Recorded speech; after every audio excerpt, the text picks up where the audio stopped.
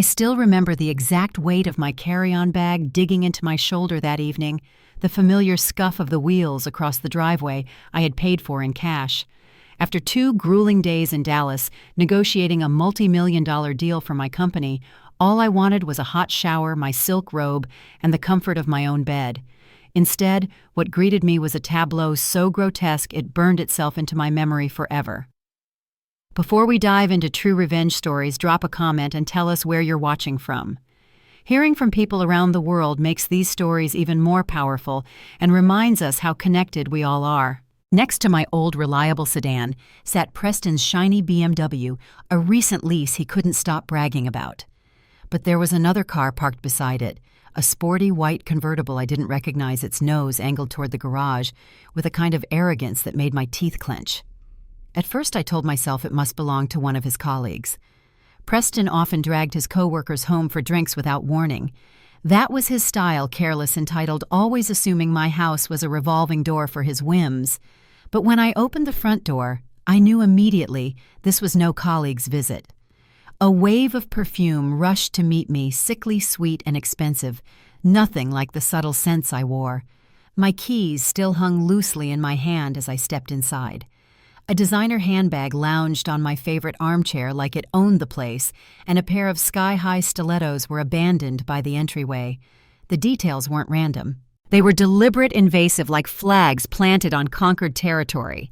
I forced my steps to stay even as I walked toward the kitchen, my heels silent against the hardwood I had personally chosen plank by plank. The sight that met me was cruel in its domesticity. At the table sat Preston, my husband wearing his $1,000 suit as casually as if it were sweatpants. The Wall Street Journal lay open before him, a steaming mug of coffee in his hand. He didn't look up right away, but the set of his jaw, the calm curve of his posture, carried the smug certainty of a man who believed he controlled the room. And then I saw her. At the stove, back turned, humming some cheerful tune, stood a woman in a silk robe, my silk robe. The very robe Preston had given me on our first anniversary, a gift I had treasured as a symbol of intimacy, of love. She stirred something in my skillet, utterly at ease in my kitchen. When she turned, the world narrowed to a sharp point. It was Chloe, my stepsister. Her eyes widened in brief panic before hardening into triumph. She didn't look guilty. She didn't even look ashamed. She looked like she had already won. The spatula clattered against the stove, and I could feel the blood draining from my face. Finally, Preston looked up, not with shock, not even with the decency of guilt. Just mild annoyance, like my presence was an interruption in the tidy little play they had rehearsed. "You're home early," he said, setting his mug down with the careful deliberation of a man preparing to deliver a blow. "My flight was changed," I replied, my voice steady, though it felt like glass cracking in my throat. I lowered my bag to the floor. The soft thud sounded like a gunshot in the thick silence, but it seems I wasn't the only one who arrived ahead of schedule. For a moment no one spoke. The only sound was the relentless ticking of the kitchen clock. Each tick struck like a hammer against my chest. Chloe clutched the robe tighter, lips curling into the faintest smirk. Preston folded his newspaper, aligning the edges as neatly as if he were closing a deal. "We need to talk," he said, finally rising to his feet. He adjusted his tie, squared his shoulders, and began speaking with the same rehearsed cadence he used at board meetings. Every word was calculated, every phrase sharpened to slice away the life I thought we had built. He spoke of drift, of needing someone more ambitious, someone who understood his world. And then, without a trace of shame, he delivered the sentence that cleaved 8 years of marriage. "In half Chloe is moving in. I'm proposing a new arrangement. You can accept the situation and coexist, or," he finally turned his cold eyes on me, "you can leave with what you came into this marriage with, which, as we both know from the prenup, is nothing." The word echoed in the kitchen, ringing louder than the clink of Chloe's stolen spatula or the hiss of oil in the skillet. Nothing. He had reduced my sacrifices, my love, my years beside him to a zero. If you're still watching, comment 1, so I know you're still with me. Chloe smirked openly now, savoring my humiliation, like it was the richest meal she'd ever tasted. And yet, instead of breaking something inside me, crystallized. The pain was real, searing under my ribs, but it was already encased in ice. I didn't cry. I didn't beg. I didn't scream. I let silence do the talking. Then I drew in one deliberate breath, looked directly at the man who had once vowed to honor me, then at the sister who had spent her life envying me, and I said, "All right, Preston, you've made your position clear. I'll be out in 72 hours." The calmness of my tone unsettled him. His carefully staged theater had no script for my composure. His brow twitched with the first flicker of doubt. What he didn't know, what neither of them knew, was that 72 hours was not my surrender. It was my countdown. And when it ended, they wouldn't be moving into a victory. They'd be moving straight into the gutter. To understand why my silence in that kitchen was more dangerous than rage, you need to know where I came from. My calm wasn't born overnight. It was forged in grief, jealousy, and lessons no child should have to learn. I was 8 when the light left our house. My mother, Lily, was sunshine in human form. Warm bread jars of paint scattered across the dining table lullabies that made even rainy days feel golden. But sickness crept in like a thief, and within months, she was gone. My world turned gray. My father, kind and gentle, floated in his own storm of sorrow. For 2 years, it was just the two of us clinging to each other, survivors, on a small raft in an endless ocean. Then came Diane. He met her at a grief support group, a woman who talked too much and laughed a little too loudly. She wasn't cruel. She was beige, a neutral color to fill the silence. With Diane came Chloe, her daughter, 1 year younger than me, with bouncing blonde curls and eyes that always seemed to know how to get what she wanted. From day one, there was a line drawn in invisible ink. My father carried my mother's memory like a fragile treasure, keeping her paints, her books, her photographs close. He gave those things to me, whispering, "You have her spirit, Audrey. Don't let anyone dull your shine." Diane, on the other hand, showered Chloe with new clothes, endless allowances, and a constant chorus of praise. We lived under the same roof but on different planets.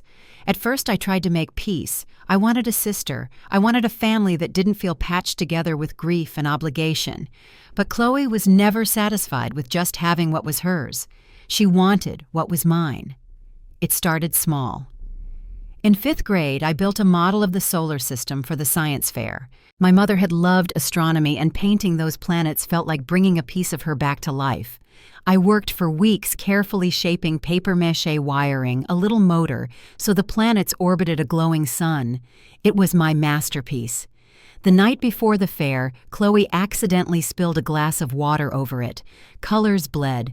Planets warped my careful work, sagged into mush. She sobbed crocodile tears, clutching Diane as if she were the victim. It was an accident. Diane insisted, glaring at me, for leaving something so fragile out in the open. My father and I stayed up rebuilding, but the project was ruined. At the fair, I managed an honorable mention. Chloe, with a poster copied straight from a library book, walked away with a participation ribbon. She didn't even look at the ribbon. She looked at me. And in her eyes, just for a split second, I saw its satisfaction. Pure, sharp, chilling satisfaction. That look became a pattern. When I earned an A, she complained that teachers favored me. When I made varsity soccer, she developed a dramatic ankle injury that required endless sympathy. She was a black hole for attention, and my happiness was her favorite star to swallow. My father saw it, though he rarely said much. Instead, he taught me to stay steady. He reminded me of my mother's resilience, of how she once endured betrayal herself. After my mother died, I found her old journals and legal papers tucked in a box. That's how I learned about her first marriage before Dad, how she had trusted the wrong man, signed everything away, and walked out with nothing but her paintbrushes and me. Reading her handwriting firm, angry, determined, I made myself a vow that will never be me. I didn't know it then, but those documents were my first business textbooks. I studied how she reorganized her finances after the divorce, how she learned to protect what little she had. My father reinforced it quietly, teaching me to value independence, to always have a plan. So when Chloe stole my boyfriend's attention, when she whispered to friends behind my back, when she walked through life collecting sympathy and sabotage. In equal measure, I learned not to explode. I learned to endure, to plan, to keep receipts, not just emotional ones, but literal ones. By the time Preston entered my life years later, I was fluent in the art of patience. I thought marrying him would free me from the rivalry that Chloe's envy would fade once I built a family of my own. But even on my wedding day, I saw her standing beside me in pale blue silk, smiling for the cameras, while her eyes burned holes through me. I ignored the chill that slid down my spine that day. I told myself it was nothing more than nerves. But deep down I knew. Chloe had never stopped wanting what was mine. The only difference now was that she had found someone willing to hand it to her. When Preston Hayes first walked into my life, I thought I had finally outrun the shadow of Chloe's envy. He was handsome, ambitious, and for once, someone seemed more interested in me than in competing with me. I met him during my final year of college at a networking event I almost didn't attend. I was exhausted juggling coursework with the early version of what would later become Verdant Solutions. Back then, it was nothing more than recycled packaging prototypes stacked in the corner of my dorm. Most people dismissed it as a quirky side project.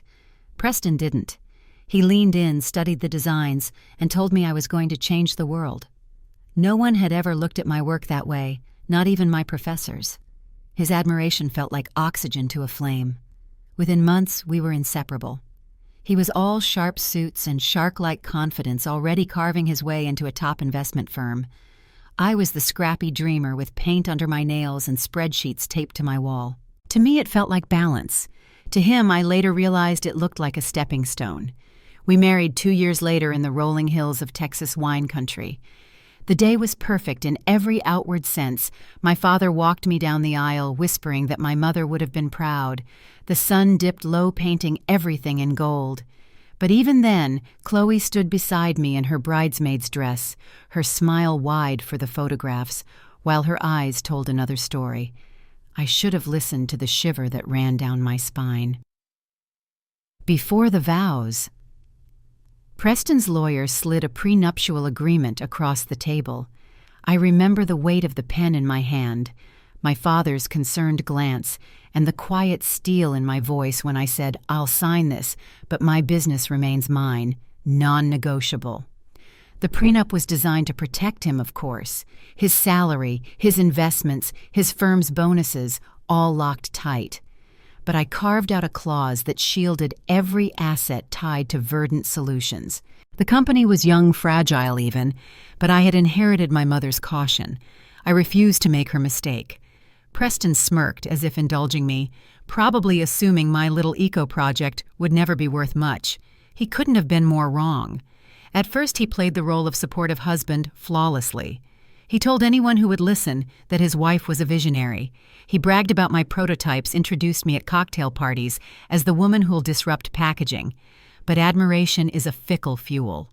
As his career skyrocketed, promotions, larger bonuses, a growing reputation as a financial wunderkind, his view of me began to shift. The first time he called Verdant a hobby, it was half a joke. He had come home from closing a deal worth 7 figures, kissed me on the cheek, and said, "So how was the craft fair today, honey?" The word stung, but I laughed it off. It became a pattern. Every new client I landed was cute. Every late night I spent in the workshop was busy work. When I hired my first employee, he asked if I was just trying to keep myself entertained while he made the real money. What he never saw, what he never even tried to see, was the truth. By our 3rd anniversary, Verdant was generating steady 6-figure profits. By our 5th, I was clearing 7. But I didn't tell him. I funneled everything through the company, made sure the house we bought was purchased under Verdant's name, leased cars through business accounts, invested through corporate structures. To him, it was all invisible. To me, it was security. Preston believed his income carried us, that his suit-and-tie career paid for the life we lived. He strutted around the house I had bought with my own company's money, convinced it was his domain. He never bothered to ask whose name was on the deed. He was too busy congratulating himself. And slowly, I saw the man who had once admired me transform into someone else. His praise turned to patronizing pats on the head. His admiration soured into condescension. He didn't see me as a partner anymore. He saw me as background decoration, a wife with a craft hobby who should be grateful for his presence. It was the same mistake Chloe had always made. They both underestimated me. By the time Chloe came back into our orbit, fumbling through failed jobs and leaning on family pity, Preston had already started looking down on me. I was no longer the woman with world-changing ideas in his eyes. I was just the safe harbor he believed he could abandon without consequence. What he didn't realize was that every offhand insult, every sneer about my little business, every dismissive laugh when I mentioned a contract, those were receipts I kept. Not emotional ones, legal ones, financial ones. The prenup he thought would guarantee my silence, it would become the very tool that turned his world upside down. And Chloe, the stepsister who had spent a lifetime trying to erase me, was about to help me do it. The downfall didn't begin with a kiss or a secret hotel room. It began at a Sunday dinner. Diane had cooked her famous roast too much salt, too little patience, and we all sat around the table pretending to be a happy blended family. My father was quieter than usual, pushing peas around his plate, his eyes tired from years of refereeing tension. I could sense the storm building even before Diane set down her fork and cleared her throat. Chloe's had some bad luck. She announced, her voice sugar-dipped but sharp. Her marketing firm let her go. Totally unfair, of course. They didn't appreciate her vision. Chloe sighed dramatically, tilting her head just so as if waiting for applause. I kept my eyes on my plate. I knew this routine by heart. Chloe failed. Diane rushed to the rescue, and somehow the responsibility always slid onto my shoulders. Sure enough, Diane's gaze landed on me like a gavel. "Audrey, darling.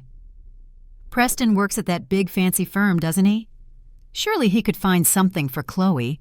An entry-level position, perhaps." The knot in my stomach tightened. "Mom," Chloe interjected sweetly, "I don't want charity.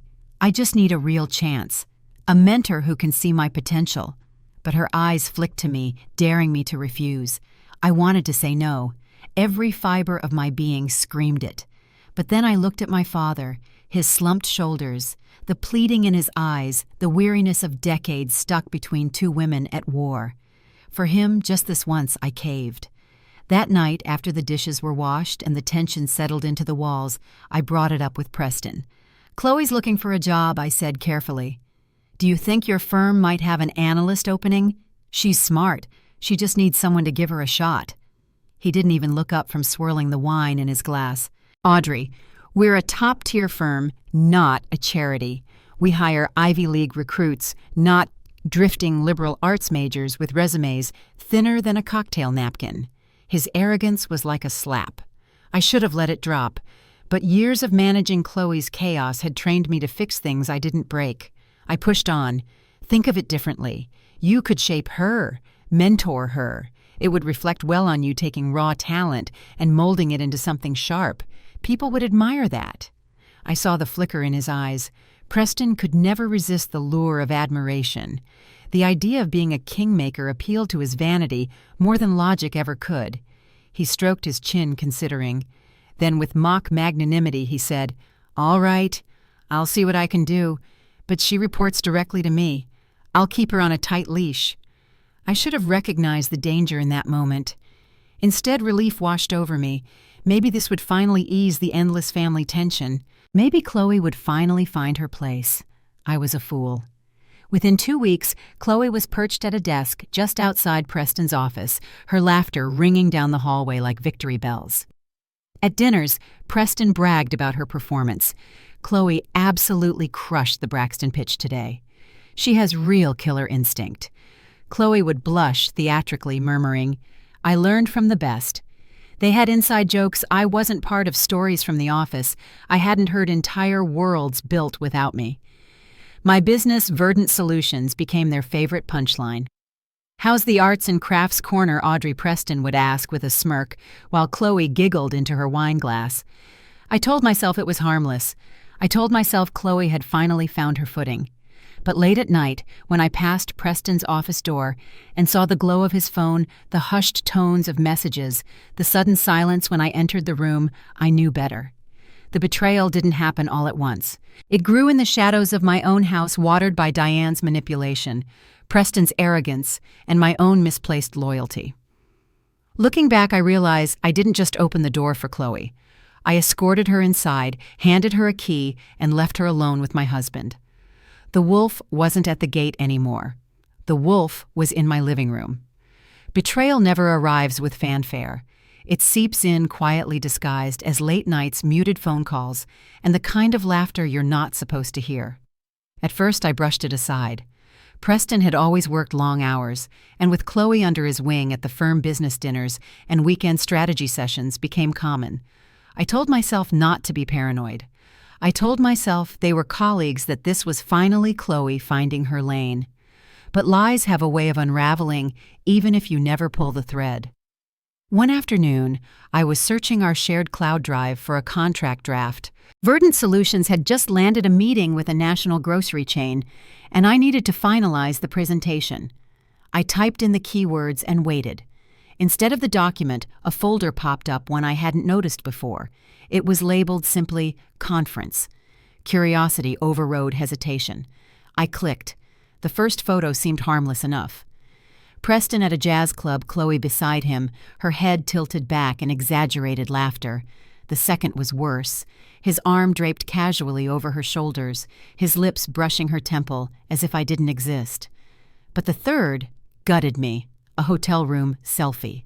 Chloe wore Preston's button-down shirt, her smirk triumphant, her hair mussed in a way that screamed intimacy. Behind her, the sheets on the bed were tangled, lived in. She held the camera like a trophy. My world didn't shatter. It clarified.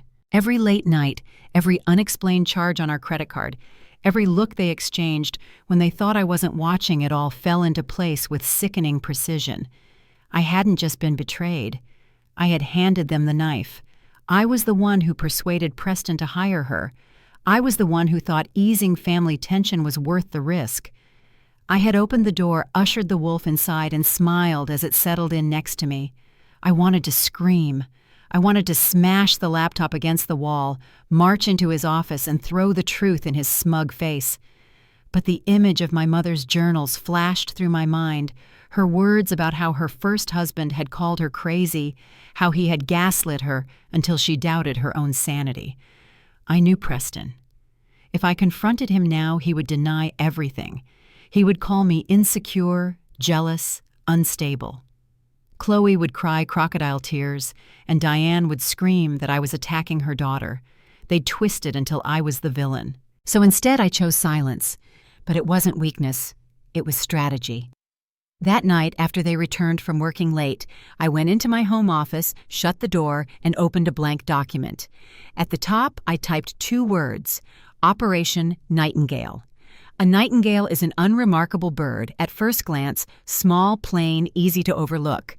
But its song is hauntingly beautiful, powerful enough to cut through the night. That was the image I clung to. I would look like nothing special, invisible, even until the moment I opened my mouth.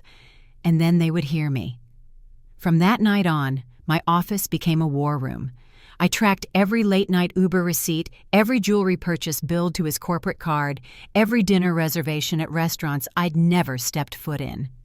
I rerouted Preston's email receipts to a private account. Tiffany's, Chanel, Four Seasons.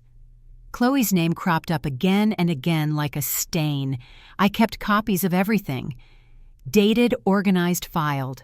Each piece of evidence stacked into a monument of their arrogance. The angrier they became, the more careful I was.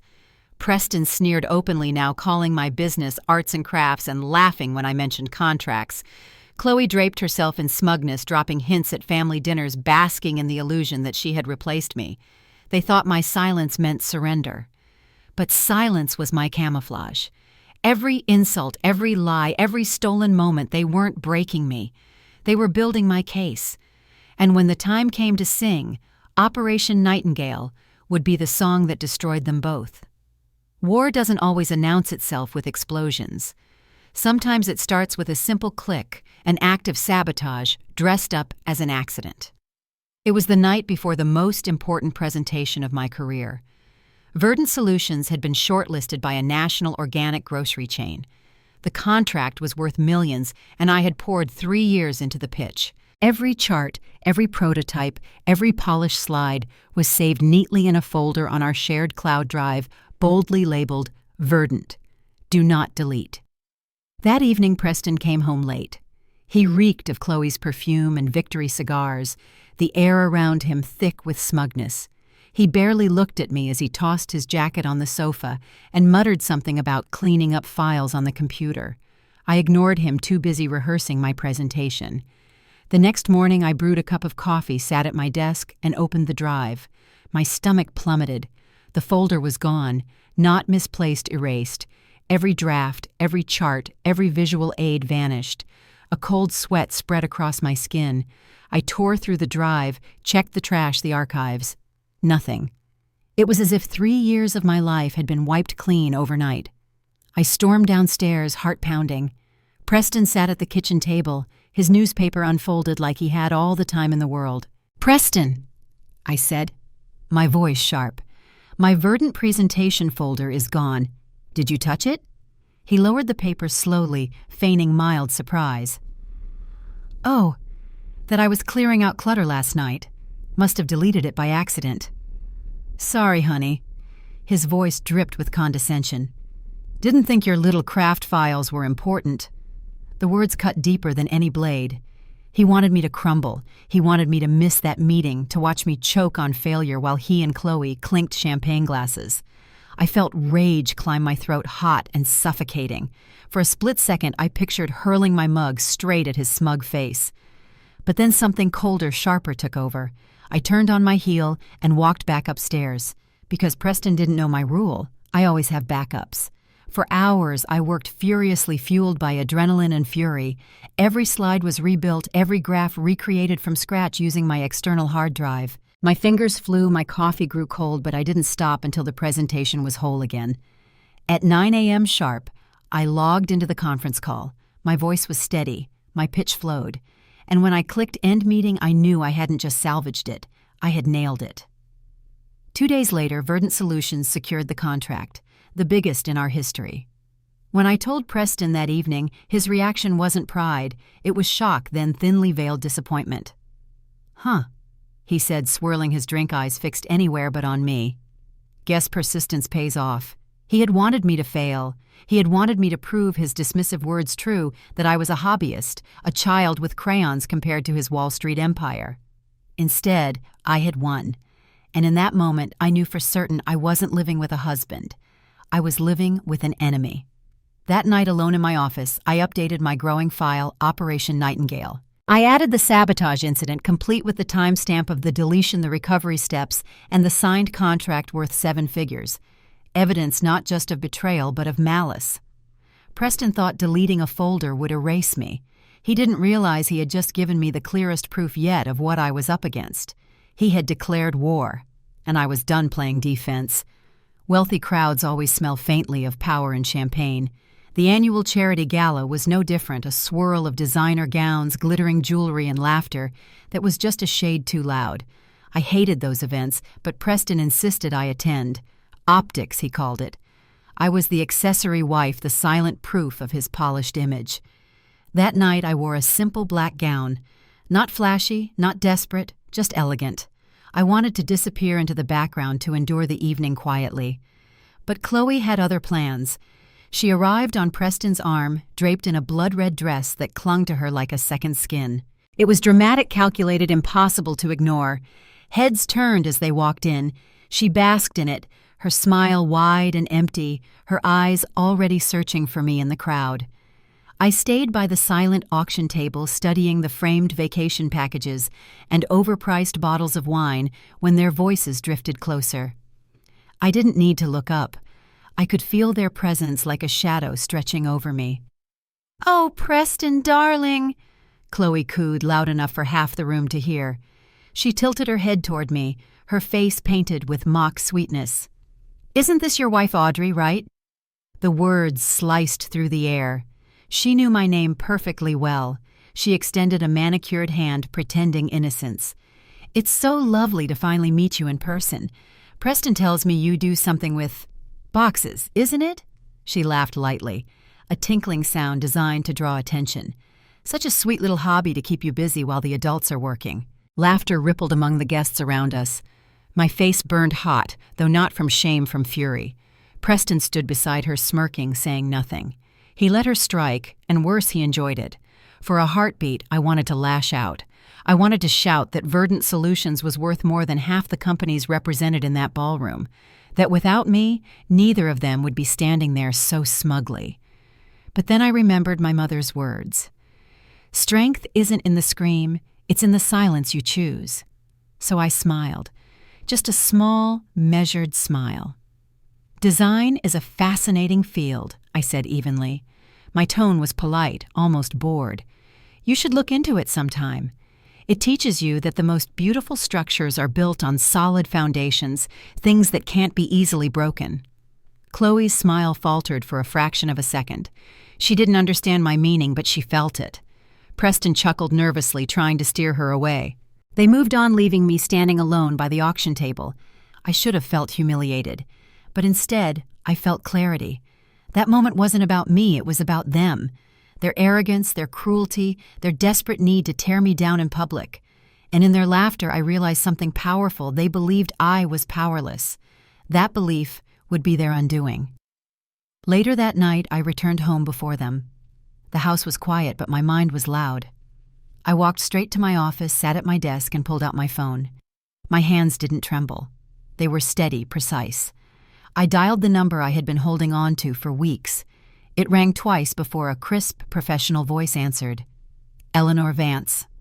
Eleanor. I said, my voice low but firm. It's Audrey. I'm ready. There was a pause, then the faint sound of typing. Are we talking about a full restructure? She asked. Not just restructure, I replied. I want maximum protection. Every asset, every title, every deed under lock and key. And I want contingencies in place for what happens when I file. Her voice softened, but only slightly. Then we'll start immediately. I'll draft the petitions tonight. By the time they realize what's happening, it will already be too late. I closed my eyes, exhaling slowly. Good. Operation Nightingale is no longer just preparation. It's war. When I hung up, the house seemed to hum with new energy. This wasn't humiliation anymore. It was ignition. Chloe had tried to embarrass me in front of strangers. Preston had stood by, smirking, and in doing so, they had handed me the final push I needed. I looked out the window at the glittering skyline of Austin. Somewhere out there, Preston and Chloe were still laughing, still convinced they had broken me. But the truth was simple. They hadn't broken me. They had set me free. The morning after the gala, my phone buzzed at 7:00 a.m. Sharp. It was Eleanor. Her timing was precise, deliberate, the mark of a woman who never wasted a second. Are you ready to begin? She asked. I was ready the moment they laughed, I replied. An hour later, I sat across from her in a sleek downtown office. The floor-to-ceiling windows framed the Austin skyline, but the only view I cared about was the arsenal Eleanor laid out on the polished table. Legal pads, case files, a thick binder labeled simply Nightingale. She flipped it open, her manicured finger tracing each section. We start by securing your empire. Every asset tied to Verdant Solutions must be untouchable. I've already filed for a temporary injunction to freeze Preston's personal accounts. By tomorrow, he won't be able to withdraw a dime without a court order. The words were a balm to wounds I hadn't realized were still bleeding. And the house, I asked. Already in motion, she said. The deed lists Verdant Solutions as sole owner. I'll file a cease and desist followed by a 24-hour eviction order. Once served, they'll have no legal claim to remain on the property. I pictured Chloe strutting around in my robe, sneering as if she'd won. The thought of her being legally escorted out of my home almost made me laugh. What about the vehicles, I asked. Both leased under Verdant. Insurance, too. I've already contacted the agencies. By the end of the week, they'll be repossessed. Consider that their carriage turning back into a pumpkin. Her calm, clinical tone steadied me. She wasn't just a lawyer, she was a surgeon cutting away rot with precision. And the prenup, I asked. Eleanor's lips curved into a cold smile. Ironclad. Yes, but iron rusts when exposed to truth. The prenup only applies to marital property, and you've kept Verdant entirely separate. Preston will walk away with his retirement account, whatever's left in the joint checking, and nothing else. Chloe will leave with even less unless you count humiliation. I nodded, the weight of years of dismissal and betrayal lifting with every word. But Eleanor wasn't finished. "Audrey, I need you to understand something. This isn't just about divorce. This is about control. If you want to end this cleanly, we can. But if you want to scorch the earth—" She let the words hang. "Visible from space," I said. My voice was steady. Her smile widened slightly. "Then we proceed with full protocol." That afternoon, I returned to my office and called Maria, my CFO. Loyal, brilliant Maria, who had been with me since the first recycled packaging prototype. "Execute Operation Nightingale," I told her. Her laugh was sharp and fierce, with pleasure. "How scorched do you want the earth?" "Completely," I replied. "I want every receipt, every contract, every transfer documented. I want the world to see exactly who built this empire and who didn't." "Consider it done," she said. As the day wore on, the machine came alive. Eleanor filed motions. Maria assembled financial records. And I sat at my desk compiling evidence like a general mapping troop movements. Preston thought he was a shark. Chloe thought she was a queen. But they were minnows flailing in water I had already drained. That night, as I walked through the house, I passed the master bedroom. Chloe's perfume still lingered cloying and artificial. My jewelry box sat on the vanity empty, except for a few stray earrings. The locket was gone. The anger that rose in me was sharp, but it didn't shake me anymore. It fueled me. She could steal trinkets, robes, even moments. But she couldn't steal ownership, couldn't steal legacy, couldn't steal the empire I had built with my own hands. Back in my office, I opened the binder Eleanor had given me. On the first page in her precise handwriting was a timeline. At the bottom, circled twice, were the words 72 hours.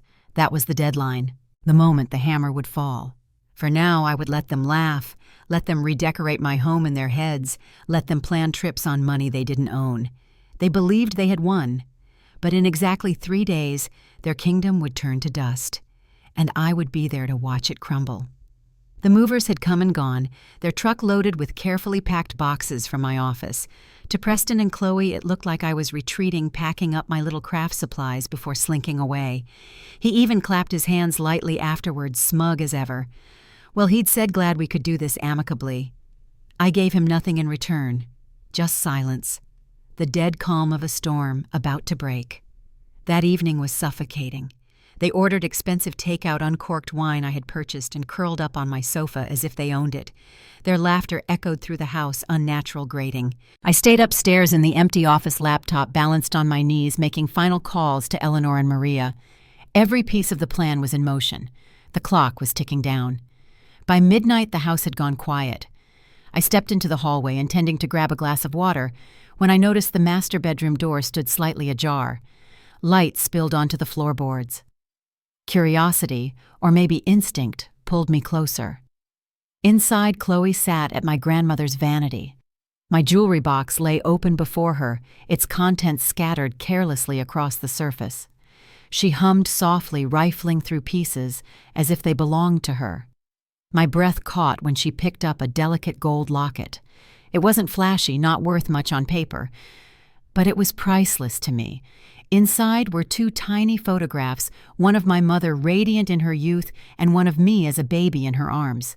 It was all I had left of her. Chloe snapped the locket open, stared at the pictures for a moment, then smiled. A cold, satisfied smile. Slowly, deliberately, she fastened the chain around her neck and leaned toward the mirror. "You won't be needing this anymore," she whispered to her reflection. "Looks better on me anyway." Something in me broke. Not loudly, not with tears or screams, quietly like glass fracturing under pressure. My fists clenched so tight, my nails bit into my palms. I backed away from the doorway before she could see me, my chest burning with a fury so pure it felt like fire. She hadn't just stolen jewelry. She had tried to steal my history, my mother's memory, my identity. Preston wanted to erase my marriage. Chloe wanted to erase my bloodline, and together they thought they could rewrite me out of existence. They were wrong. Back in my office, I sat in the dark, breathing hard, the image of Chloe wearing my mother's locket seared into my mind. Rage threatened to consume me, but underneath it was something sharper clarity. The 72 hours I had promised Preston weren't an act of mercy. They were a countdown. And Chloe had just ensured that when the clock struck 0, there would be no leniency left. I opened Eleanor's binder and ran my fingers over the words circled at the bottom of the timeline. 72 hours. Tomorrow morning the storm would break. They thought they had already won, that I was backing away, packing up, conceding defeat. They laughed at me, humiliated me, wore my robe, my clothes, my jewelry, even my mother's locket, but none of it mattered. Because in 3 days' time, every illusion they clung to would shatter. I closed my eyes and whispered to myself, a vow carried on the silence of the empty room. This ends now. The morning of the 3rd day dawned clear and bright, as if the universe had scrubbed the sky clean, just for this moment. Sunlight streamed through the kitchen windows, catching on the crystal glasses Chloe had dragged from the cabinet. She was sipping a smoothie, still wearing one of my workout outfits, as if she'd already claimed my life as her own. Preston sat at the table, crisp suit-pressed Wall Street Journal folded neatly beside his coffee. They looked like a picture of triumph, like victors savoring the spoils of war. "Morning," he said, casually glancing at the clock. "The 72 hours are up at noon. I trust you'll be gone by then." "Don't worry," I replied, pouring myself coffee steady as ever. "Everything is right on schedule." Chloe smirked over the rim of her glass.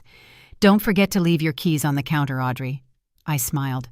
A real one this time. They mistook it for surrender. The next 20 minutes passed in a surreal silence. They whispered to each other about infinity pools and Bali travel brochures spread across the counter. I sat at the table sipping my coffee, slowly watching the second hand of the clock inch forward. 9:15 a.m. The doorbell rang. Its cheerful chime cut through the house like a blade. Preston frowned, irritated. "Expecting someone? Are the movers back?" "No," I said, standing. "My movers are finished. This one's for you." My heart thudded in my chest, not with fear, but with exhilaration. I walked to the door, each step deliberate. When I opened it, a man in a plain gray suit stood there, a thick manila envelope in his hand. "I'm looking for Preston Hayes," he said flatly. "That's my husband," I answered brightly. I turned my head. "Honey, someone's here for you." Preston appeared in the hallway, his face pinched with annoyance. "What is it? I'm going to be late for work." The man extended the envelope. "Preston Hayes, you've been served." The words echoed in the foyer. Heavy, final. Preston froze, staring at the papers as if they were written in a foreign language. Slowly, almost unwillingly, he reached out and took them. The man nodded once and left his footsteps crunching down the driveway until silence swallowed them. I closed the door softly, locking it behind me. When I turned, Preston was tearing open the envelope. His eyes scanned the first page. Confusion. Then disbelief. Then rage blooming red across his face like wildfire. "What is this?" he hissed, voice shaking. "Exactly what it looks like," I said calmly. "Divorce papers," his voice exploded. "You're divorcing me. After everything I've done for you. After I generously gave you 2 options. I took another sip of coffee. "Yes, and I chose a third." He waved the papers like a weapon, his voice breaking. "Cease and desist." "What the hell is a cease and desist?" "It's a legal order," I explained, evenly informing you that you're currently residing in property owned by Verdant Solutions. As CEO, I'm instructing you to vacate. This isn't your house, Preston. It never was. Chloe appeared in the doorway, pale and wide-eyed. "Preston, what's going on?" He ignored her, his fury locked on me. "This can't be legal. The prenup. The prenup covers marital property," I cut in. "This house is a business asset. So are the cars. So is nearly everything you touch. The prenup protects me, not you." He shook his head, breathing ragged. "I'll call my lawyer. He'll destroy you." "Call him," I said, my voice still calm. "But it won't change the facts." The papers rattled in his trembling hands. Chloe's eyes darted between us, confusion twisting into fear. The walls of their fantasy were crumbling, and for the first time I saw it hit them. They hadn't won anything. I set my mug down carefully on the counter. "You promised me nothing, Preston. You offered me scraps. And now you'll leave with less than that. That's what happens when you underestimate someone who was building an empire while you were too busy mocking it. For the first time in years, Preston had no words, only silence. And in that silence, I felt something I hadn't in a long time: power. The doorbell rang again before Preston could collect himself.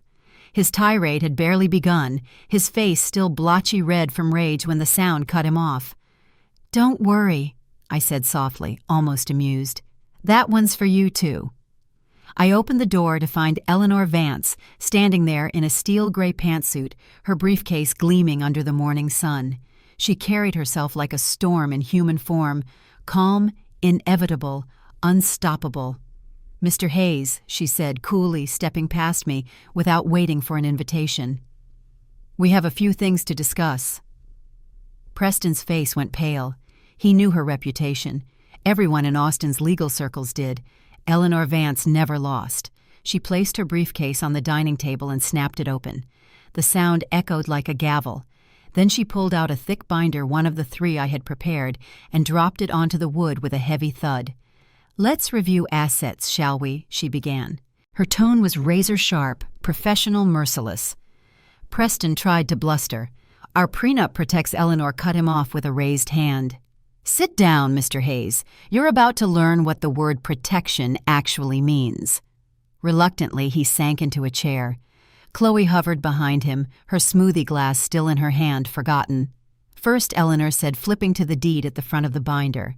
"The house, purchased 4 years ago by Verdant Solutions LLC, designated as a corporate executive retreat.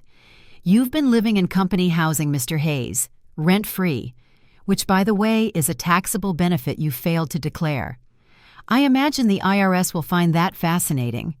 Preston's jaw slackened. Chloe blinked, confused. "What? This is our house," she protested. "No," Eleanor said smoothly. "It belongs to my client's company. Neither of you has any legal claim to it. You'll vacate within 24 hours. She flipped another page. "Now the vehicles. The Mercedes sedan Mr. Hayes drives, and the BMW convertible you've been enjoying. Miss Chloe, both leased under Verdant, both insured under Verdant. As of this morning, you are no longer authorized drivers. Repossession is already underway." Chloe gasped. "My car! It was never your car." Eleanor's snapped eyes flicking at her like she was an insect. She turned the page again. "Financials.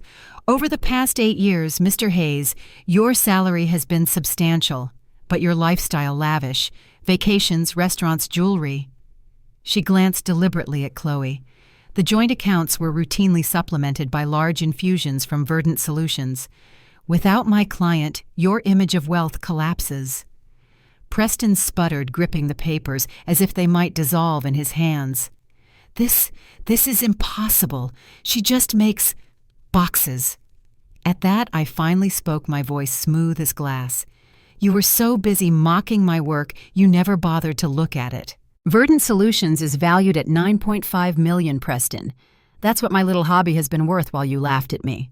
Eleanor slid a spreadsheet across the table. "Per the prenup, marital assets are limited to what isn't tied to Verdant. That means your 401k and the joint checking account currently at $1,842. Generously speaking, your share comes to approximately $147,000. The rest belongs to my client." The fight drained out of him in real time. His shoulders sagged, his lips moved, but no words came. He looked like a man watching the ground vanish beneath his feet. Chloe, however, wasn't ready to give up. She leaned forward, desperate. "This can't be real. Preston, do something. You promised me this life." Her words twisted the knife deeper. He didn't even look at her. His eyes were locked on the spreadsheet, hollow and defeated. "You promised me someone else's empire," I said quietly. "Rookie mistake."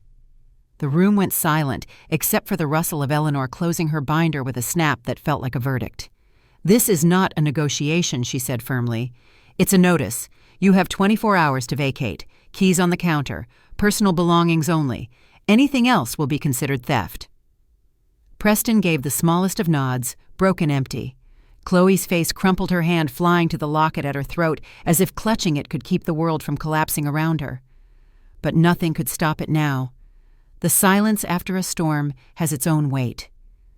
When Preston and Chloe finally left my house, reduced to shoving boxes into the back of a dented sedan instead of their gleaming BMW, they didn't slam the door or shout threats.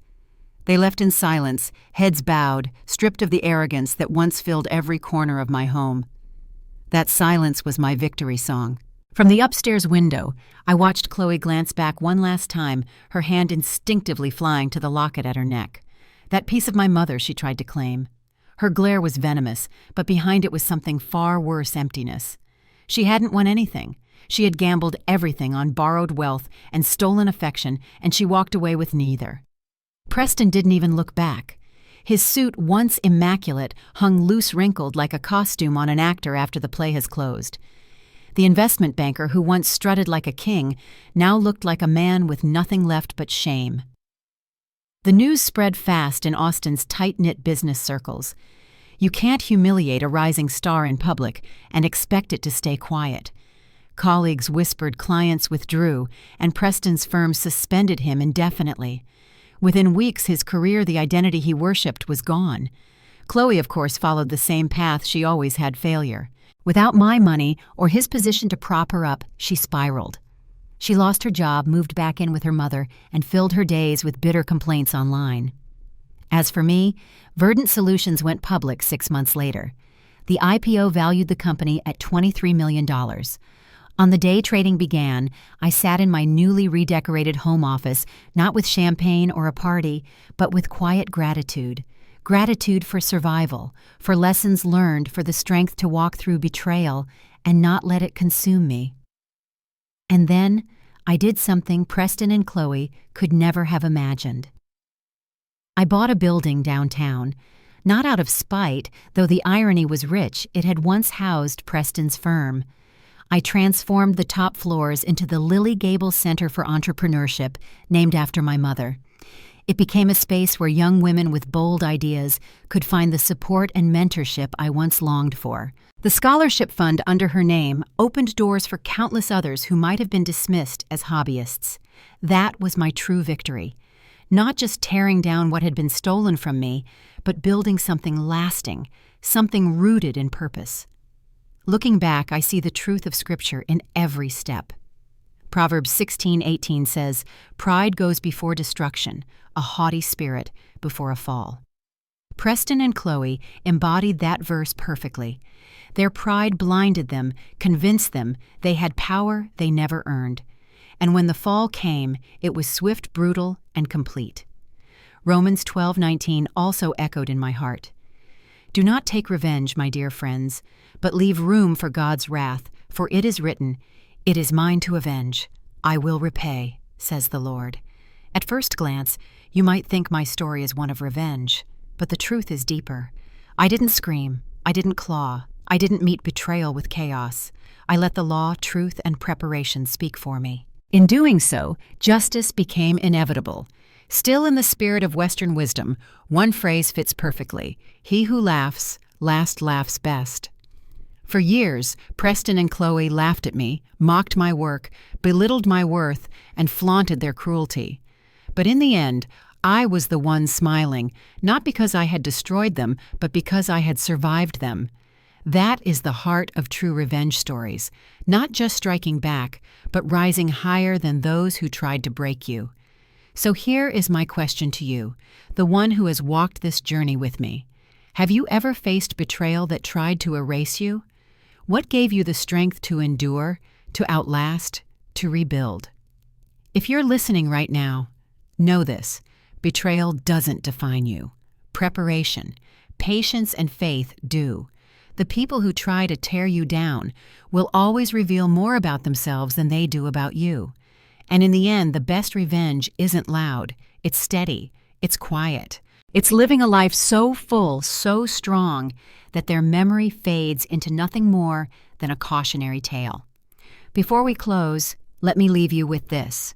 Revenge may be a dish best served cold, but true justice is best served righteous. When arrogance and betrayal rise against you, remember the wisdom of the ages. Pride will always collapse under its own weight, and the one who walks in truth will always rise again. Thank you for staying with me through the end of my story. If it resonated with you, if you see reflections of your own battles here, I'd love to hear from you.